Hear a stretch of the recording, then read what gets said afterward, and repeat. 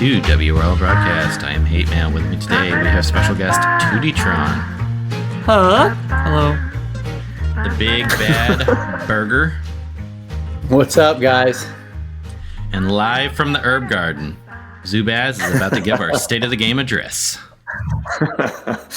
We were doing nothing of the sort. We are here for Burgershack and Burgershack alone. Actually, I think I do want to make just one quick comment about the raid debacle. Since this episode is going to come out tonight, we were given the message to pass along just to let you know that WB is reviewing compensation and they will be giving an update about it in the next couple of days. Beautiful. I'm sure there's plenty of people on Reddit that will be happy about that. And Burger, I'm sorry to cut you off. What? No problem. Yeah, I mean, the only thing I would say is not that everybody's listening to this, and if they are, that they're even going to listen to my point of view. But I mean, you guys that are on VIP, you guys that, Zubaz, helping to moderate, Reddit to give us all a platform where we can share our successes, ask for help, share good ideas, or even complain and bitch whenever there's something we don't like. Like, for people that are giving their personal time, like, you're not paid for that. You're not sitting here on a payroll getting all that stuff done. Like, you're doing this because you love the game, because you love the community. And to have everybody sitting on here acting the way that they do, and certain individuals, like, some are being very respectful and just voicing grievances, which is fine.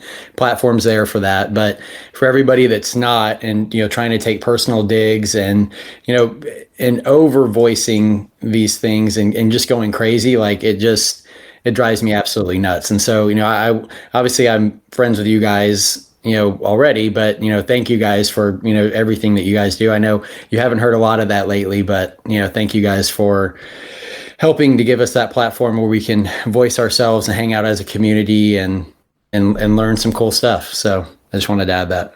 Well, we appreciate it. And I think some of the people that were just really upset about the area, the incidents and response to it, I think everybody's pretty much calmed down on that front. They're still mad, but they're directing the anger in the proper direction now. But anyway, we won't dwell on that. Zubaz has had his work cut out for him in Reddit lately as the supreme tyrant. Everything's good. The supreme tyrant dictator that he is. And I had to create like 20 accounts to mess with them. I changed the banner of Reddit to War World, and then I became Mongol. So yeah, it's an appropriate month for all this. And speaking of Mongol, why don't we start with him? And if you want to give us the lore background, Zubaz. Yeah, Mongol. He was supposed to be a little bit like Dark Side of Light. He's not a new god. A lot of people think that, but he's not. He's from a different alien race. But he is somebody that can go toe to toe with Superman. He's got a lot of incredible feats of strength. He is a tyrant of Warworld, which is like a planetoid that just kind of floats around the solar system, which is kind of fun. He's mostly a Superman or Justice League villain, but you do see him, especially after the New 52, he pops up as a main Green Lantern villain, which kind of gave him a little bit more depth, I think. He kind of, one of his things, because he has yellow skin, he's like a little bit resistant to Green Lantern attacks. He's pretty good at collecting rings. So he's a fun character. And then I would say, lastly, if you're not familiar with Mongol, the absolute best story that he ever was in, it's called For the Man Who Has Everything. It's Superman Annual 11 from 1985. It is an Alan Moore story, which Alan Moore Superman stories are pretty rare. But that was like a really, really well-received story. I recommend everybody check that out. If you're not into reading, they've also adapted that. The second episode of Justice League Unlimited is kind of an adaptation of that story. So check that out. It's For the Man Who Has Everything. It's a great story. And Mongol, he's a big bad, and it's about high time that they added him to the game. Cool. Yeah. Burger, So I know you're a big Mongol fan, so. Yeah. So the first time I ever ran across Mongol was actually, you guys remember Death and Return of Superman, when he came back and, they find out, Cyborg Superman isn't, all that he's cracked up to be. And then you really kind of have like this, like the team that's kind of getting formed to go take him down, right? Like all like the new Reign of Superman people, and Superman's back and he's kind of depowered. But then Mongol, like he actually is kind of like the second in command. Like in War World, it's all about like who can kind of be like the top dog. And so, Mongol generally is the top dog, but there are times where people go in there and they overthrow him. And so Cyborg Superman overthrew him. But one of the cool things I really saw, you kind of see Hal Jordan, because this is before Parallax Hal Jordan, before 0 Hour and all that other stuff. But you see him, grieving Coast City and looking for a person to blame, and so he goes toe to toe with Mongol. And so you see that, at this point, like it's all like, hey, my green ring can't really do anything to you, but I'm gonna load up and you're gonna see me rock this green exoskeleton and go toe to toe with Mongol. And then at the end, you see like a beaten down Hal Jordan, but that prevailed. And so that was really kind of my first, the first time I was seeing him, as a young burger running around reading comic books. And so, but ever since that point, like you kind of like got this feeling like, hey, like, he is a really, badass that's out there. And, but that was my first experience with him. But yeah, so from there, looking at him coming into the game, looking at his kit initially, I was kind of excited about him. To a point where I'm like, man, like I really need slow gears because this damn up and away keeps, kicking me in the teeth every month. But I'm excited about him. Like I don't think he's a Spectre counter, but I think he does some things that better equips your team to manage Spectre. Like big fan of like, you can't get stunned as long as he's alive. So that's awesome. And then also the stun that he's able to place with his 3 that ignores immunities and can't be purged. I think it really starts to arm your team with being able to go out there and take down or be more competitive against Spectre. Spectre's still ridiculous, but with that, the only real issue that I see with him is Spectre's still faster than he is. So you have to get him a move in order to be in order to make a difference, because Spectre still, I mean, hell, my L5 is getting wiped out by L5 Spectres with their AoE. And so if you're fortunate where Spectre starts with his 2 or his 1, then yeah, he'll be fine. But if he starts with his AoE and he goes first, then he's not. So I've been needing to pair him with like Impulse or other people that get him a move to go first. But that's kind of my early notion of him. Tutti, what are your thoughts? Yeah. So in game for Mongol, I don't really have a strong connection to this character like Burger does. But I saw the kits for this month and I was like, oh shit, I need to invest in this, because this is the month that we have kind of needed for a long time, as far as like we needed the Aquaman month for Black Flash and we need this month for Spectre. And even then, I don't know if this month is going to be like Aquaman, but it's fine. As far as Mongol goes, his kit is okay. I'm only at L2 right now. And for L2, in my like L5 to Rebirth 5 world of PvP, I have to spam the basic attack on Mongol because he does not have the health, the defense, the stats to like survive in my like PvP world at this point in time. So I have to spam that to make sure he gets the awareness. I do want him to be at least L3, but I just don't want to pay the money for it, because I do think that the stun that Burger talked about is very valuable. Other than that, though, he has been an interesting leader for sure. He's like, you don't really notice it as much how good he is, because like the stuns that you're preventing just aren't happening. So like it's kind of like one of those effects that you think are kind of nominal because you're just playing like normal, but that's what he allows you to do. He allows you to play like normal, because if he wasn't there and those stuns did take effect, you would just get ran over essentially by all these characters out there. I am considering bringing him to Rebirth 5 later on, like in 6 months when his sale comes back around and he's a bit cheaper, because I'm pretty low on like green RB5s in general, especially green leaders. And I talked about this a little bit in my like conversation with Joker video, but he has a physical support gear set, which means that he is a lot squishier than normal, even though his damage output is still going to be pretty decent. Because of that, though, I kind of think about characters like Freddy. I have Freddy Rebirth 5, and Freddy is power crept to the point where he doesn't do as much damage.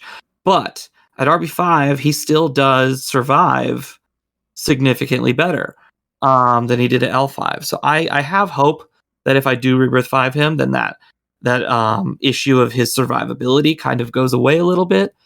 The only thing I'd say that his actual kit is lacking is a lot. His awareness stacking is not as good as it should be, I think. The 50% on his basic really does feel like 50%. So he'll always get the 1 on his turn, but that 1 goes away pretty quickly. And then he's, like I said, he's still a squishy boy. So all 3 of his abilities, his active abilities, have their own use, but I think his 1 and his 3 have the most utility in the game. Now, have you guys tried him out of leader? Because I'm thinking that stun seems like it could be extremely useful, especially against like Azrael. And no, I have not.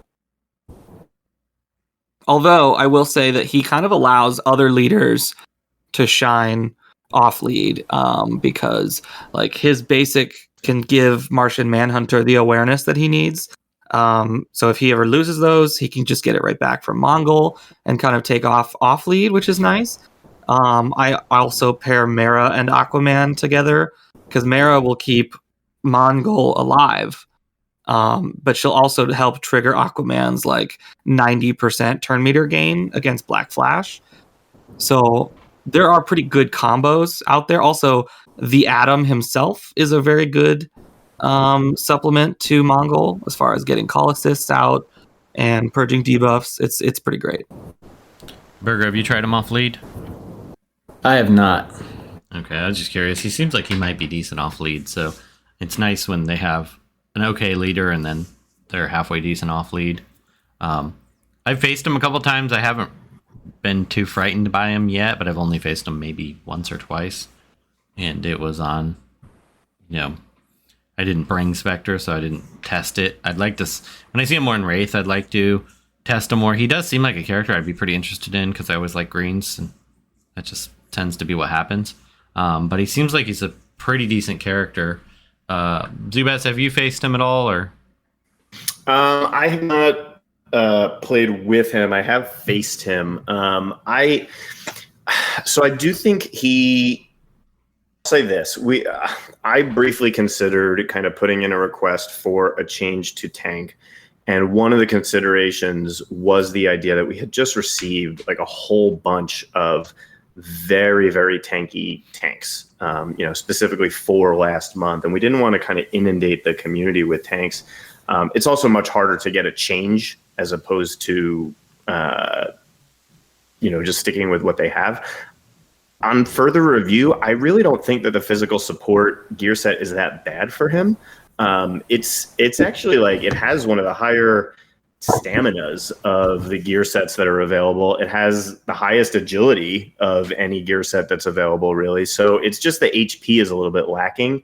But for me, I would rather have the physical damage multipliers that he gets, like the defense boost that he gets. All of those things I think are pretty good for him, such that I think he's actually positioned correctly there. But I think anytime you play with a character, especially at like L2, you're going to think that they are a little bit squishier than they should be. It depends on what you're using him for. I hope you're right. Yeah. Because the only problem is that he has a taunt. That's it. If he didn't have that taunt. I agree with that. I agree that I hate that taunt. I hate all these taunts that they've continually added to the game. Yeah, this I don't year. understand what the sudden fetish with taunts is. Yeah, it's very strange. Like the passive ones, the like all these things. I don't love it. I don't love that direction for it. But I will say that if you are looking for him as a Spectre counter, he is not the guy. When we get the like hard counter to Spectre, and I think we've got a bunch of soft counters to Spectre this month, but if we ever get a hard counter to Spectre, he will not be green. Like it will absolutely need to be a red tune. You're never going to get like a very, very good green counter to Spectre because Spectre can just decimate them. Well, and then I honestly feel like, I mean, I think we're probably going to go a couple months where they just give up because we've had Spectre. Like, I mean, Peacemaker should have been the true Spectre counter. He has everything. He just needs high damage, and he probably would have done the trick. But anyway, we've belabored. I'll say this about Spectre too. Like, I just quickly on that issue, I guess, is right about now is actually the time when we might be looking for that counter. And I say that because like when we've had these really oppressive metas, like Black Flash lasted from January until we got the Aquaman rework in October. So you're looking at like 10 months there. Yeah. Spectre was given to us in August. Right about now is when we might be looking for that major shift. And, you know, we'll talk about her in a second. Ursa is certainly one of them.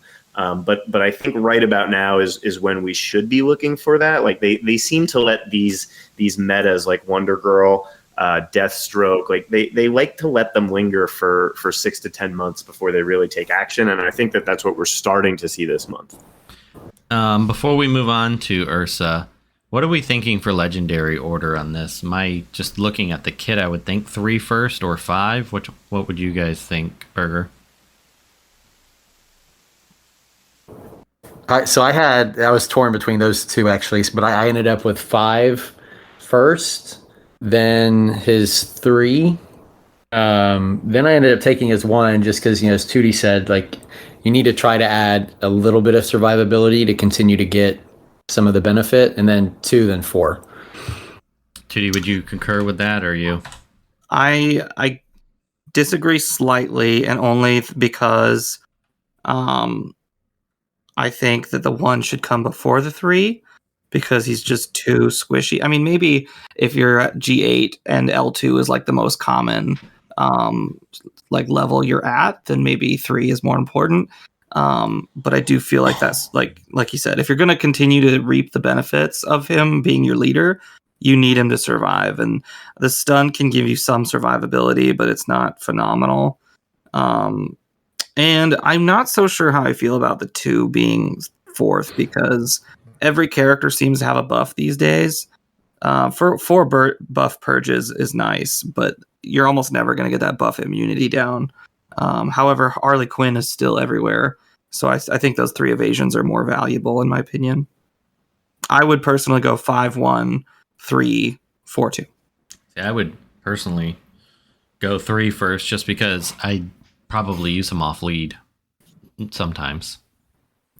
I don't understand that a little bit. Like, I get why you'd bring Darkseid off lead. I get why you'd bring Aquaman off lead because their passives are still like phenomenal. That first passive, but Mongol's first passive is just a defensive thing. But the awareness, it's not like game changing. It doesn't help him like.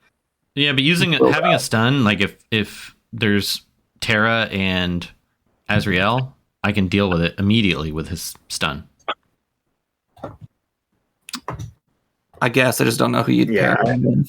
I mean, I think that's one element of it. I think the other element of it is if he's not as good at leading as somebody else, and you still want to use him and still want to use those moves, then why wouldn't you use him off lead? Yeah, I could see myself bringing him to deal with Spectre, deal with Azrael, like any problem character. If I'm faster, I can just use him and guarantee that I get at least I can immobilize him 1 time.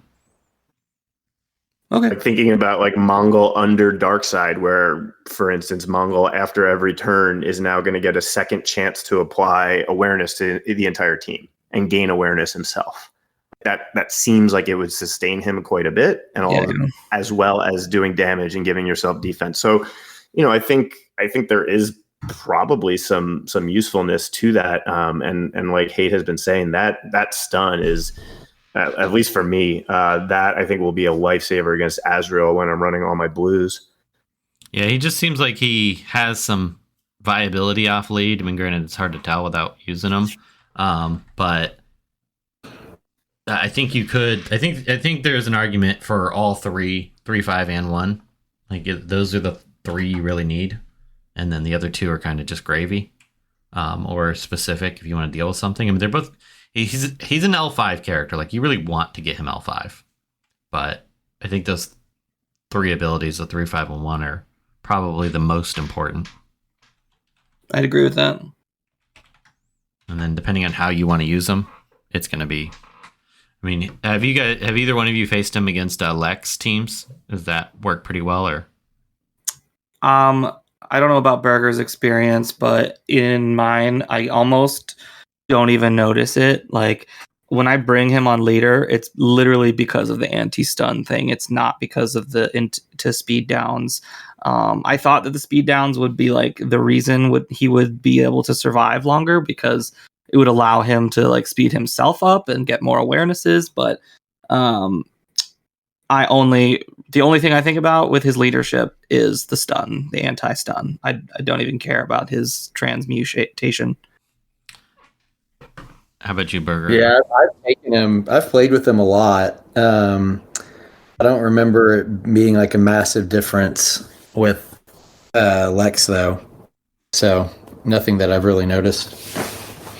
Yeah, I think it's going to need to be, if we really want like intups to be, we need like a star girl where they turn them into int downs, and then it happens on the enemy turn, not your turn. Yeah. Yep. It's just nominal. Last question on him before we move on. What would you give him a grade? A, B, C? Go ahead. Oh no, you go first. Go for it. At L2, prediction for L5 is B tier. Yeah, that's I was going to say B, and I think he needs to be fast, and so you have to complement him fast in order to deal with some of the stuff, and he's just so squishy. And so yeah, I'd probably end up saying B.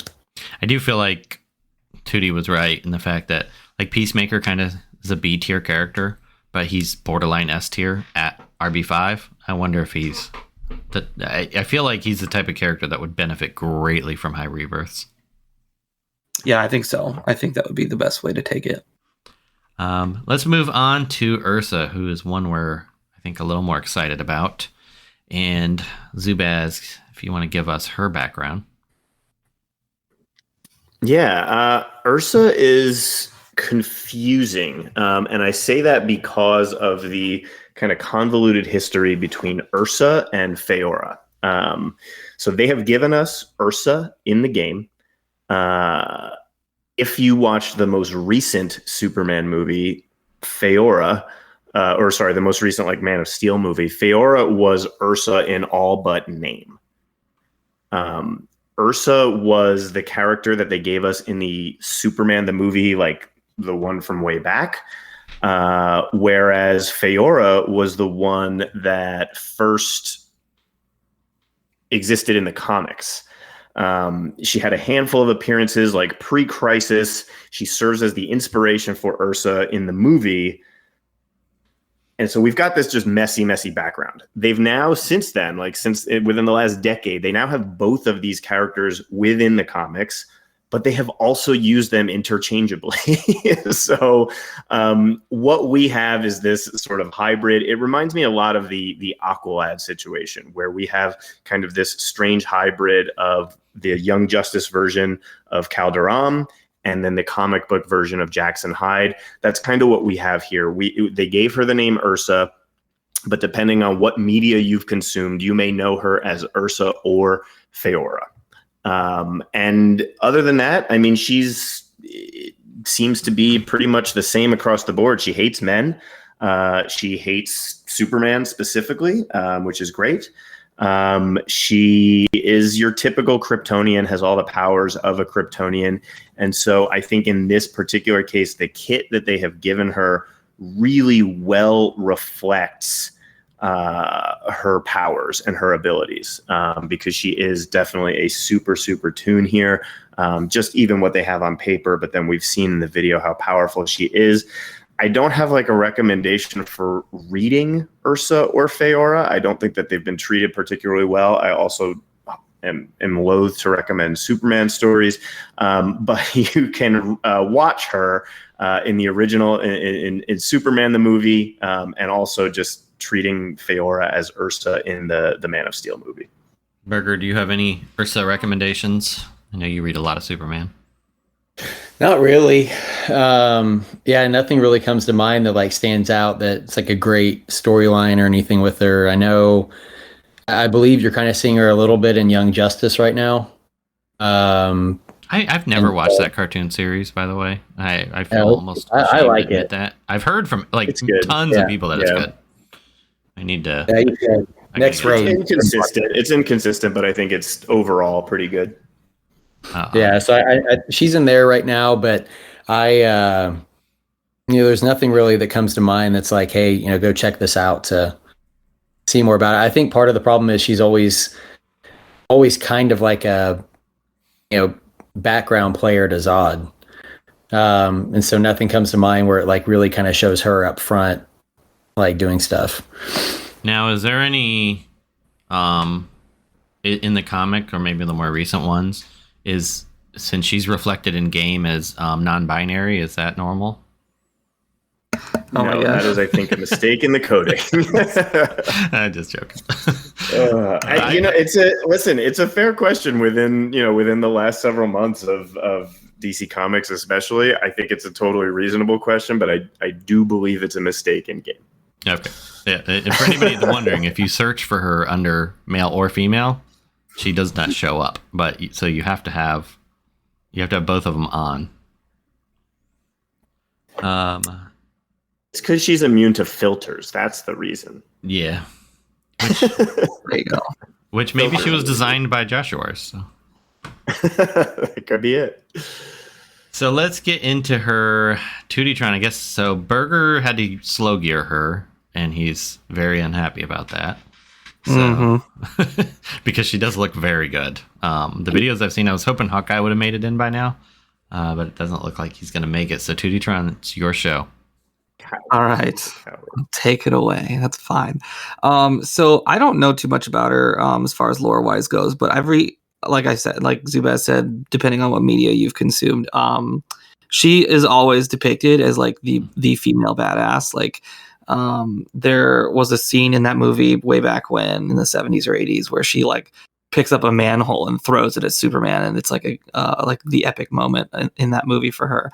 And then in Man of Steel, where she like beats the crap out of like the U.S. military. She's ruthless and she's badass, and I don't have any kind of like love for her specifically other than that, but as Burger stated in Young Justice, and Zubaz stated how she's very confusing with Feora. They are two separate characters in the same scene in Young Justice, and I think that was an interesting take as well. But as far as in-game goes, first I do want to mention her bug, which we thought was a good bug at first, but it is actually terrible. Her supervision, her 2, where she gets awarenesses and true sight. For some reason, when you use it, even though it's just a buff ability, you have to select an enemy in order to use it. And it removes an awareness from that enemy, and that's why we thought it was a good bug. But the problem is that it counts as a no damage AoE ability to the enemy team. So if you use it and Barda or Azrael or anyone who has like a reactionary ability, they will get triggered by this ability. Like you cannot buff up as her without thinking Azrael's going to take off, without Barda potentially taunting, kind of thing. So that is a bug that needs to be fixed because it is actually like detrimental. However, the great thing about her, the actual phenomenal thing about her, is that even at L2, she competes with like my Rebirth roster as far as damage goes. Like, she can one-shot Spectre without even taking the 50% extra damage against men ability. Like, L3 is going to be her sweet spot. Like, you want her 5, you want her 3, and you want her 4. Those are the 3 legendary points that I think are going to be absolutely required of her going forward, because you're going to be able to destroy all the blues and a lot of reds. I've actually one-shotted Azrael before, full health, a little bit overhealed, some shield. She took it. Her 3 took him from all of that to nothing, and it was amazing. I think he was a Rebirth 1 Azrael, and she's still L2 for me. So the damage is amazing. She's going to be basically the PvP version of Superwoman, like the PvP viable version of Superwoman as far as damage goes. And she has some good protection. Like, if you're no longer worried about triggering someone on the enemy team, but you maybe have like a Hal Jordan or a Terra out there that will kill you, you can still use your supervision to get those awarenesses and protect yourself. Now, does that true sight really last for 4 turns, or? I haven't really paid attention to that, but I've never had an issue with it either. Okay. I've never had like That's, thought that's of, like, a long true sight, so you use that and you'd be her buff stacking is phenomenal. Like, you do see the empowered strength ups every turn. You do see the empowered stamina ups every turn. The fact that her basic cannot miss, like, she is a safe damage red to take against Harley Quinn, Spectre, a little bit against Barda, but like, obviously she excels against men. So Azrael, she's a safe damage red, other than that 2 triggering people on the other side. That's the only issue. Man, she does seem like she's really good. Oh. Yeah, one note that I would say too, like, I know we focus a lot on legendary order, but people are also, they have rings to consider in terms of their resources. And for what you're ringing for her, that 3rd skill is like, that is what you really need to target. If you aren't aware, the scaling on her 3rd skill, the killing my favorite part, the heavy damage to a single enemy, that has the highest scaling of any damage move in the game. So you can get away with ringing just that skill, throwing some strength ups on her, and having that ignore shields, ignore awareness, and just killing Spectre without ringing the rest of her kit, and she would still be viable. I would argue that you need to ring the 4th as well, because that's how you get those empowered strength ups. Yeah, I mean, that's fine, but like, you can also give them to her with other people. It's also like, it also starts pretty high, which is nice too. Like, it starts at 75%, so you're already at a pretty good shot. But I mean, yeah, of course, ring her, max her out, because she's a great tune. But in terms of what you want to focus on first, like that 3 is destructive. Let me ask you a question on her. Could she kill Spectre turn 1 with that 3 without needing buffs and everything? Well, she'll automatically get the 1 empowered strength up if you have it ringed out and everything. If you take her under a cheetah, or whatchamacallit, Kilowog can do it too. And obviously, without support, I was curious, without any support, could she, without crit, will she at L2 kill Spectre at all? Do you know? At L2, it's and without the 50%, like, it depends on what legendary you take for sure. If you skip the 5th legendary, for if you take her L2 and you skip the 5th and you take the 4 instead, she will one-shot him every time. Wow. I feel like you're telling me I should just say screw up and away and siege and just do this right now. Yeah, but then what's the point? I mean, you gotta. Right. I would definitely hold off if you have to, but because here's the thing, she, as good as she is simple, and she's not like incredibly fun. She's not like Captain Atom. Captain Atom's always doing stuff. He's like running around blowing things up on his own, just whatever. she still needs to take her turn. She still has a lot in her kit, but she's just not like exciting. She just offers you a lot. Is she faster than Spectre? I don't think so. She's 86 plus 30, so that's 116. So no. Okay, that's a shame. Now I do agree with Tutti in terms of her having like a very plain kit and that not being particularly fun for, let's say, players like Tutti and I. There are certain players in the game who have a lot of fun by just murdering things and just clicking on a tune and they disappear instantly. And so if that is your idea of fun, then yes, you will have a lot of fun with Ursa. I want to take bets on M4 taking her RB5 to add another red one-shotter to his arsenal. I don't think Shiva does it anymore. I think he has to have, the most powerful roster. And right now he's competing with me in numbers, like a dummy. Like, oh, I'm going to take this really crappy character. Well, he wouldn't do it with Hush. I'll give him that. But he wants to have that highest team power still. So I don't know what Ursa's team power is going to be. But and share with the audience, what is your max team power now, Tutti? I think it's like 47.3 something. Let me double check. Where was it? Well, we are in the dojo. Yeah, we are. 47,398.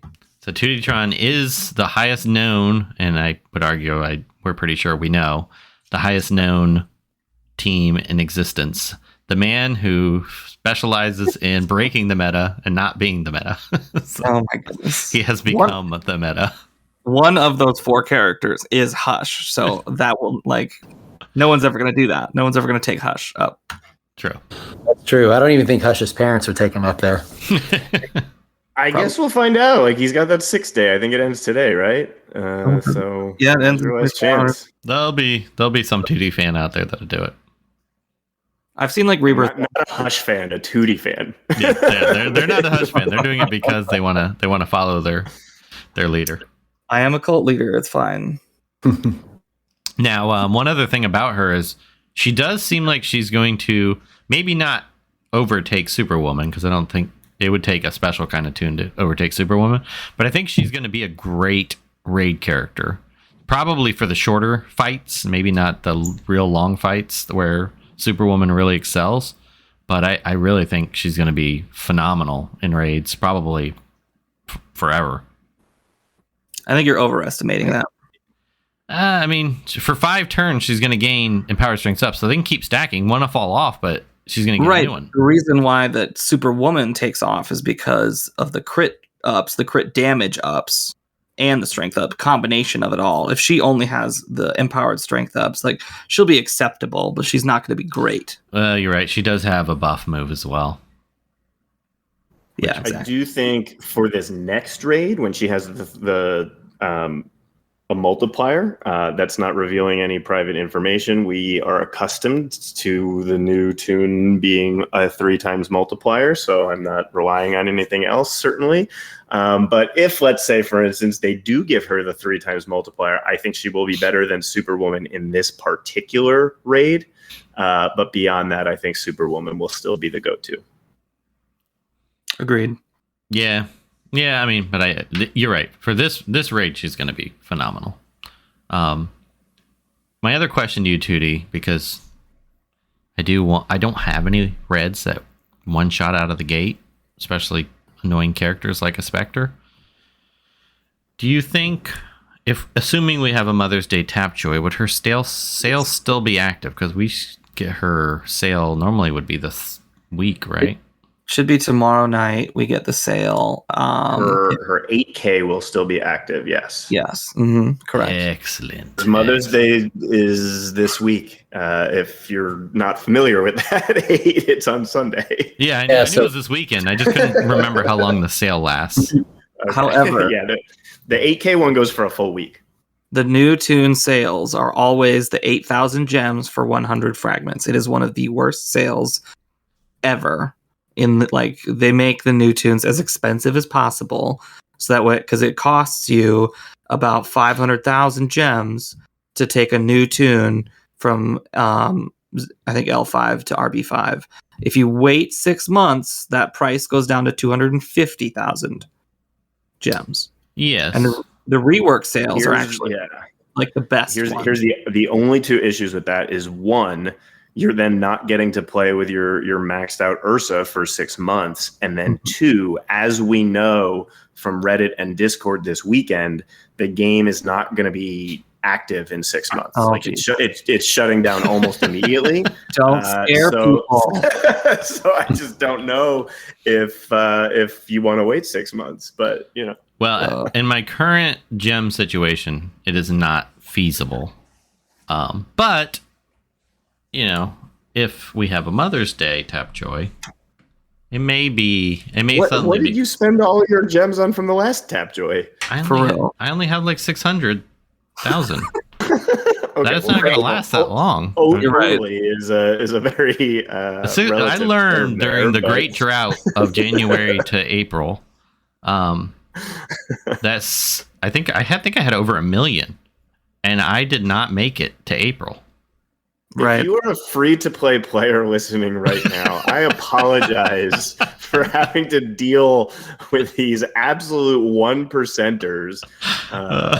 One percenter. As I live in my parents' bedroom, who will never in their entire playing career will never even see 1 million gems. And it's like, oh, that doesn't last 3 months. No, it doesn't last very long. I was at 1 million as well, or close to. It was like 980 something, and now I'm never down to like had 1 million, 300 or 230, but that's all going to go away because I've got to buy Captain Atom next week. So, well, Zubaz, the fault is yours because you could have smooth skin too. Oh, they took it away from Android. I can't do it anymore.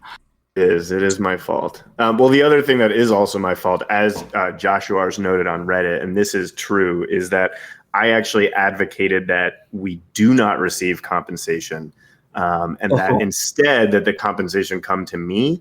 So like if you see me with like new RB5 tunes, like my new RB5 Silver Banshee, that's where that comes from. Like I don't buy away. I get it straight from WB, and they just allow me to purchase the tunes. So it's nice to be on the payroll.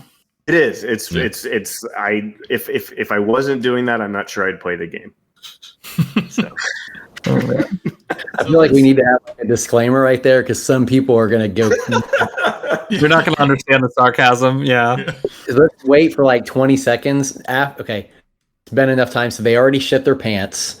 Now we're telling you, go clean up. He was not being truthful right there. There's only about 4 people still listening because we're 44 minutes in. So we're pretty safe. The average listen length is 18 minutes. So. What is your percentage though? I always have like a 20% that are just still sticking around. I think ours is significantly lower. Somewhere after 30 minutes, Baz drops a bombshell. You gotta get yeah. We should tell people at the beginning, like we're gonna drop some serious information at the end, and then they have to stick I think around. I'm gonna start doing that. I have a ton, and I've been saying this for like 6 months, but I have a ton of graphic novels and comics that I keep thinking about just selling, but I could do a lot of them as giveaways. And then, but I only do the giveaway late in the show, and I'll do it at random, like either in the middle or the end, and kind of bounce back and forth so you don't just fast forward to the last 10 minutes.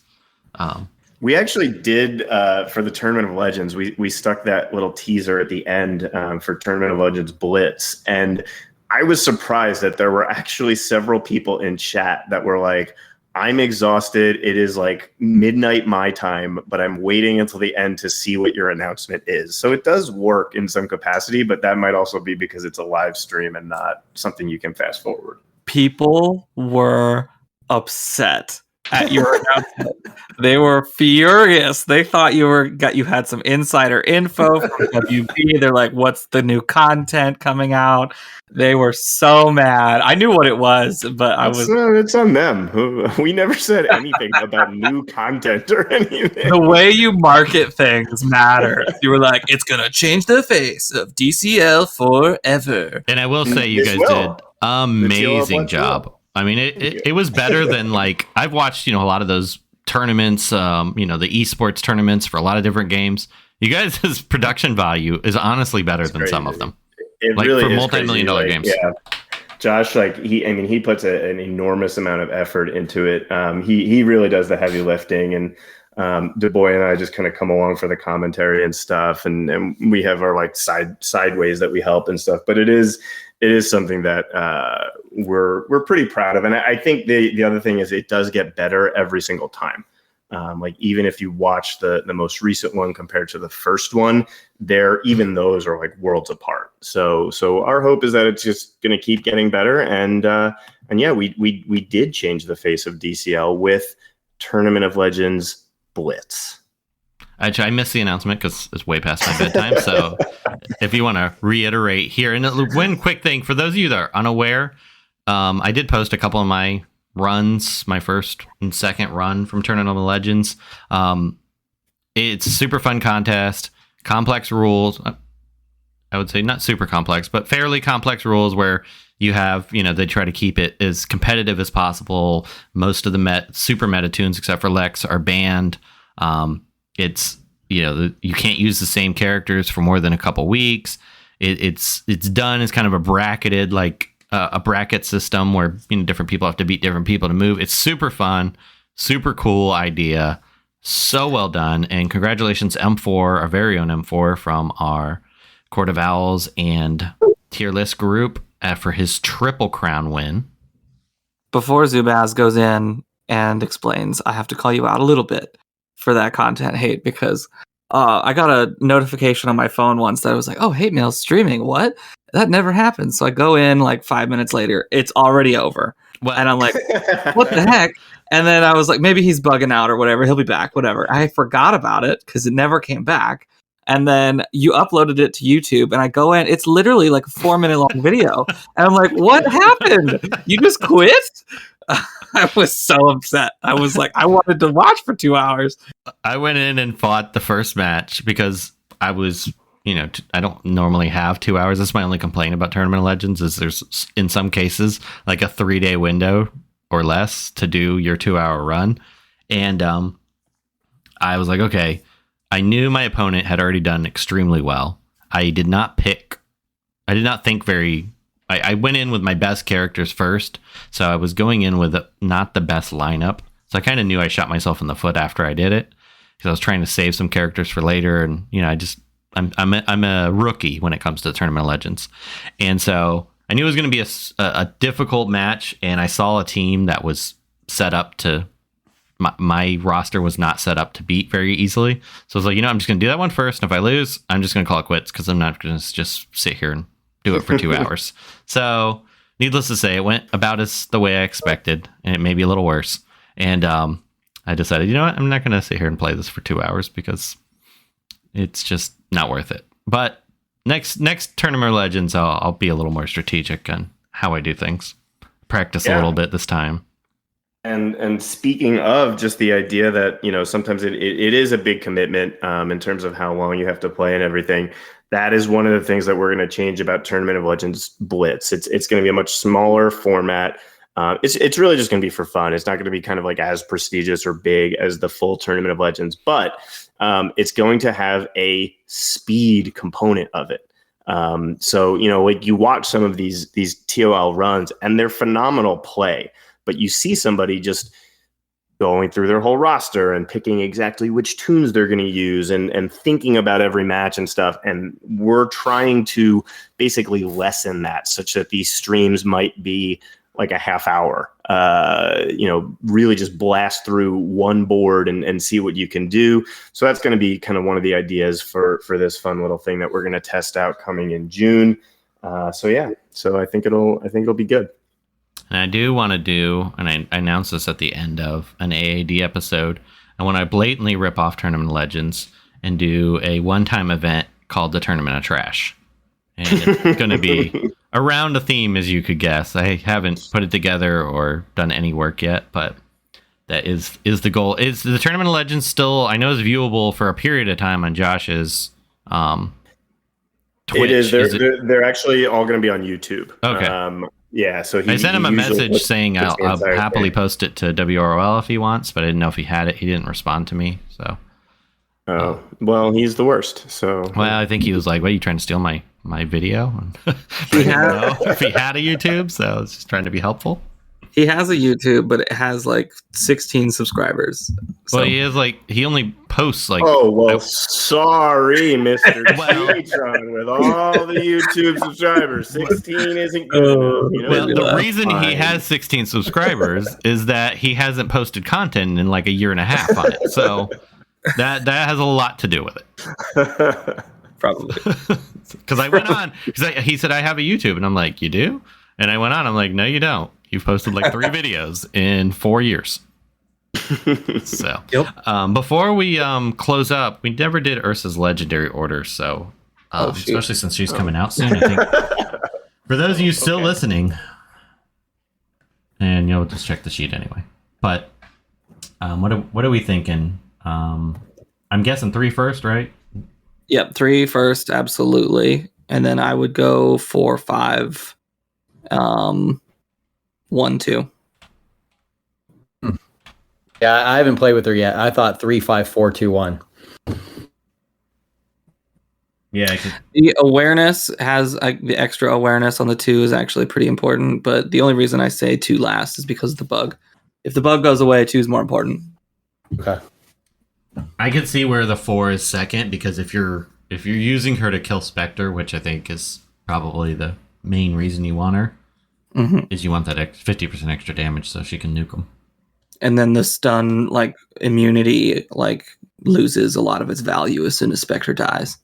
Yeah, I could see that. Yeah, I would. I mean, I have not played with her. I would probably consider pushing that 2 pretty far back, only because I don't see myself using that move that often. Like, unless I want the true sight, I think she's going to be a kill tune. So just do the damage, and like if you're going into a long fight with her, you're probably using her wrong.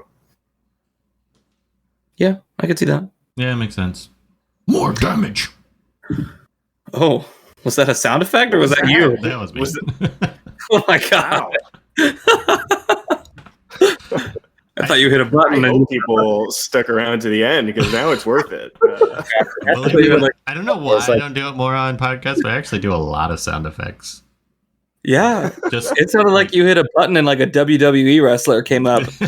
Yeah, it sounded like Mortal Kombat or something to me. Yeah, it's like you're trying out combat. All right, that's funny. All right, so yeah, she's great. Probably an A-tune, right? Is that what you're feeling, Tutti? Absolutely, A-tune. I'm pretty excited for her. I think she's going to be really good. She's one that may sneak into the. I said I wasn't going to do it. I'm already hedging a little that she may be worth high rebirth, because if she's an RB5, she can probably kill any blue, any red, maybe even hurt weak greens. I think her lack of lore is going to be, as far as the Rebirth 5 showcase goes. I think anybody who values gameplay is really going to absolutely go for it. Yeah, she seems really good. Squishy probably, but actually, I would say less so than Mongol. that's surprising because she has really low hit points. Those 2 awarenesses save her, but also I just don't have people target her very often. She's kind of just fine. Okay, good to hear. All right, folks. Well, be sure to check her out. Thanks, Zubaz and Burger, as always, and Tewtytron for joining us. Yeah, it was great, guys. Appreciated the invite. All right. Thanks for listening, everyone. Hi, this is Renee Sylvia 88, DC Legends moderator. Thank you for listening to this episode of WROL Broadcast. If you like the show, please check out patreon.com/WROL Broadcast and find out how to get cool perks. And for those of you who didn't know, Tewtytron is a freaking princess.